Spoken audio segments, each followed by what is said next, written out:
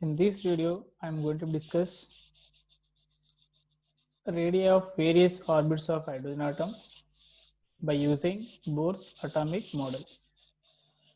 If you are not subscribing my channel, please try to subscribe CDR Sir Chemistry. So before going to be start here, we need little bit basic point, that is Coulombic force of attractions. That's we are applying for two charged particles Q1, Q2. The distance between these two particles is R. Then force of attraction between these two charged particles is F equal to this nothing but Coulombic force of attraction K into Q1 into Q2 by R square. I can write. This is basic principle, force of attraction between two charged particles. I am going to use this point to derive radius of nth orbit or n orbit of hydrogen atom. So we know that one already according to Bohr's postulates, this is the nucleus. Electrons are revolving around the nucleus in stationary orbits. Assume that one, this is the stationary orbit. Electron is revolving around the nucleus from distance of r. When they are revolving here means they have some force of attraction. Even that constantly they are revolving in particular orbit means here two types of force acting here. One is centrifugal force and one is centripetal force, indirectly Coulombic attractions. I am taking here Ze. Z is the atomic number, E is the electron charge. Whatever electron charge equal to proton charge, but opposite sign. So one proton charge equal to, I can write here 1.6 into 10 power minus 19 coulombs. But this is plus sign. Electron is opposite. Okay, this is electron and this is. I am taking this is like Q1, this is Q2. Okay, and one more force is there, that is exactly always try to moving, that is away from the this towards nucleus attractions, opposite direction. That's we call centrifugal force.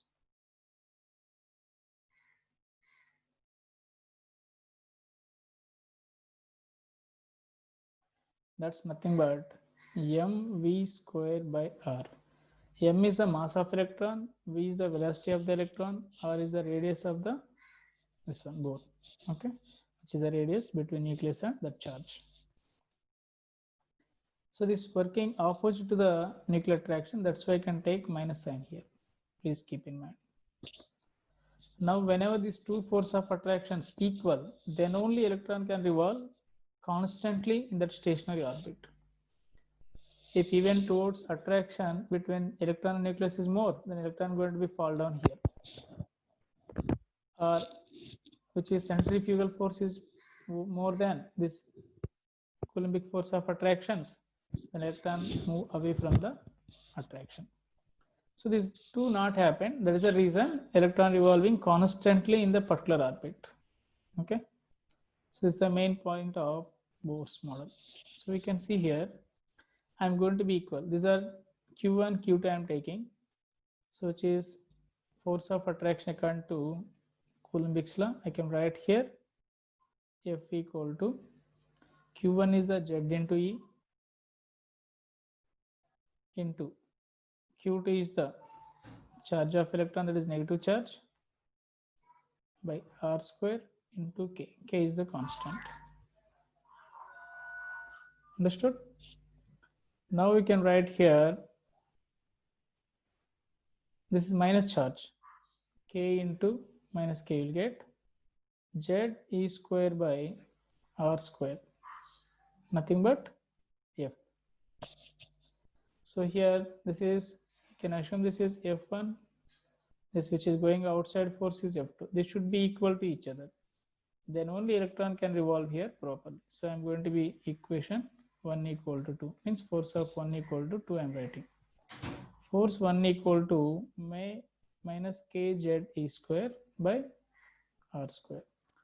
R equal to, sorry, K equal to constant. Z is the atomic number of element which you are taking, like hydrogen like atoms. Mostly here hydrogen means Z equal to 1 only. Equal to, this is minus mv square by r.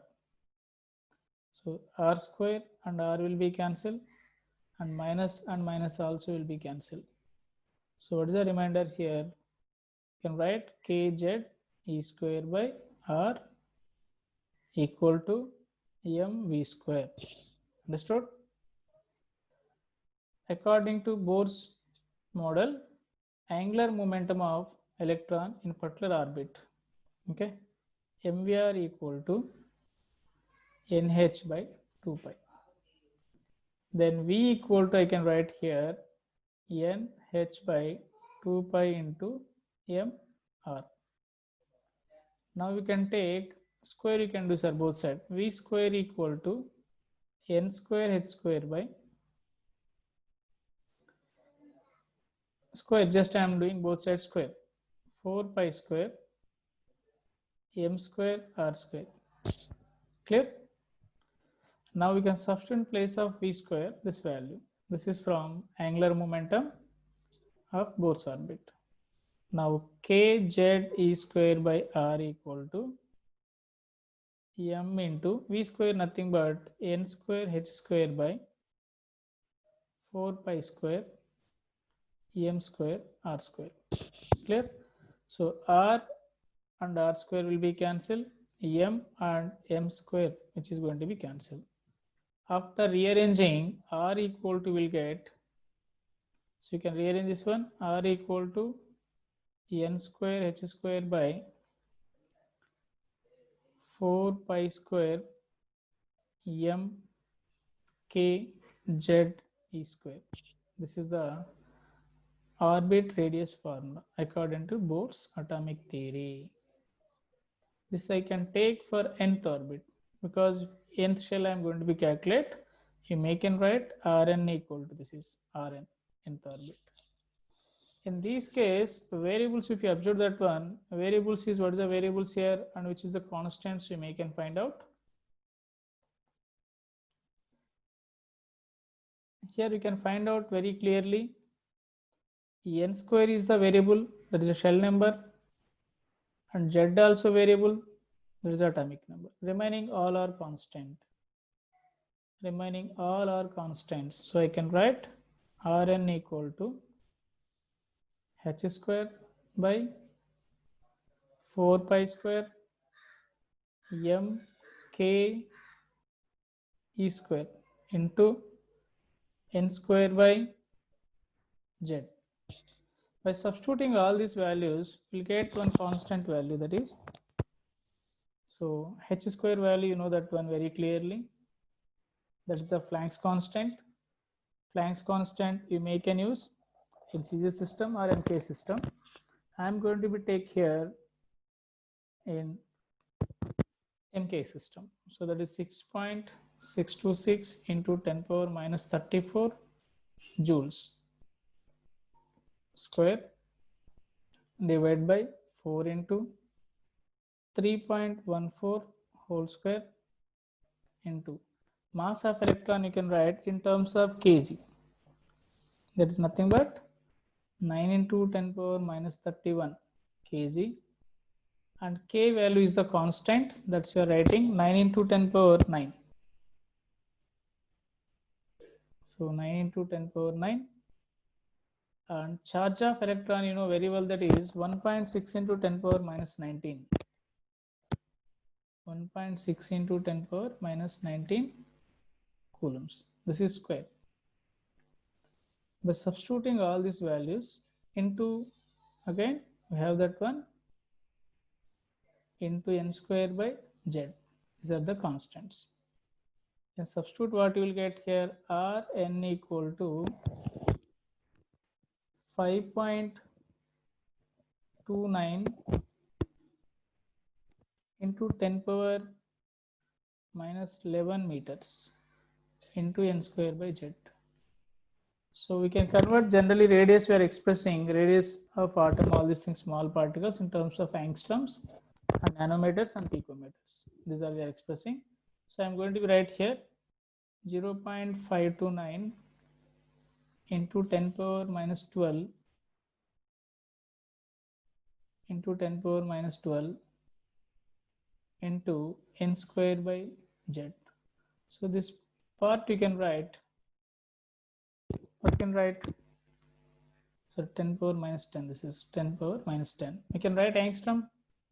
So Rn equal to 0.529 into n square by z in terms of angstrom. 1 angstrom equal to, in meters, 10 power minus 10 meters. So that's why I'm using here angstrom. So you may can write in different units also. This is the general formula of radius.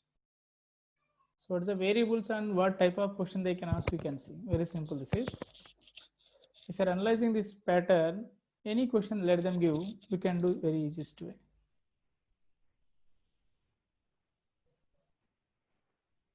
You may can check it here.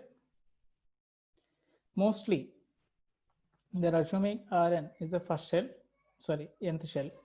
This is the, suppose n equal to 1 you can write, and h z equal to 1. This is z equal to 1 means hydrogen atom.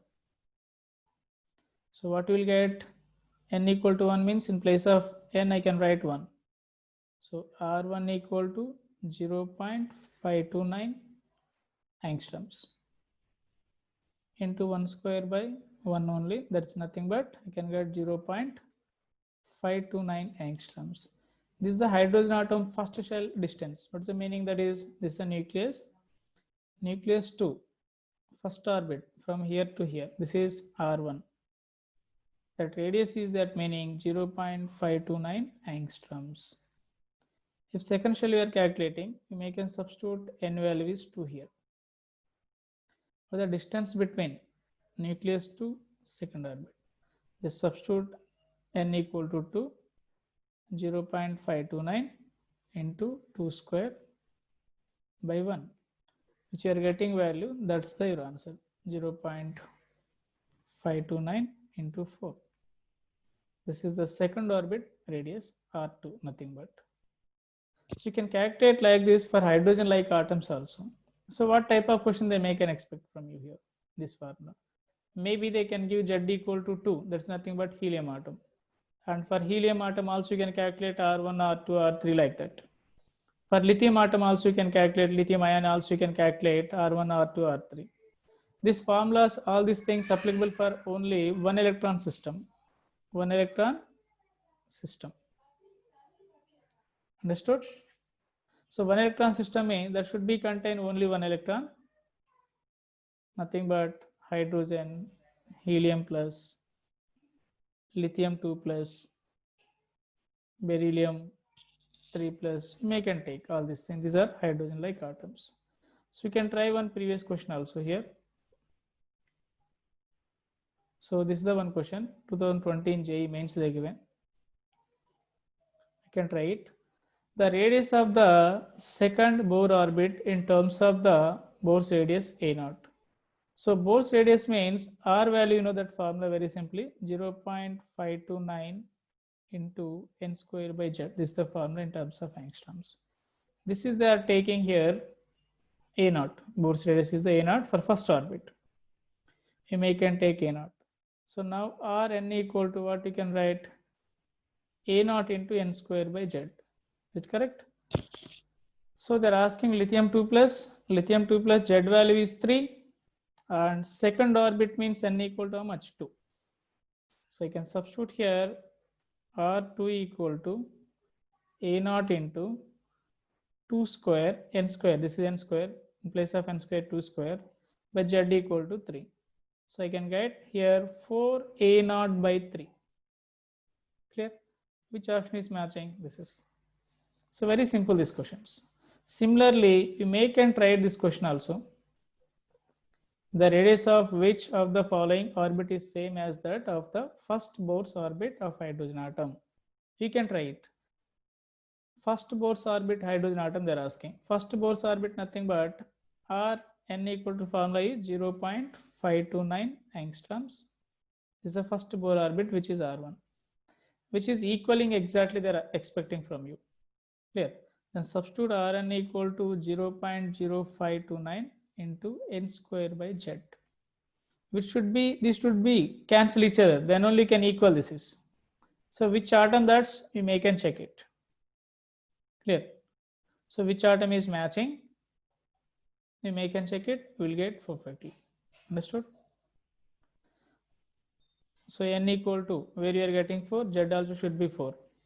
Or suppose n equal to 2 you are getting, this should be 2. Then those should be cancel each other. Okay, you can check it. This question is for you. I hope you understood here.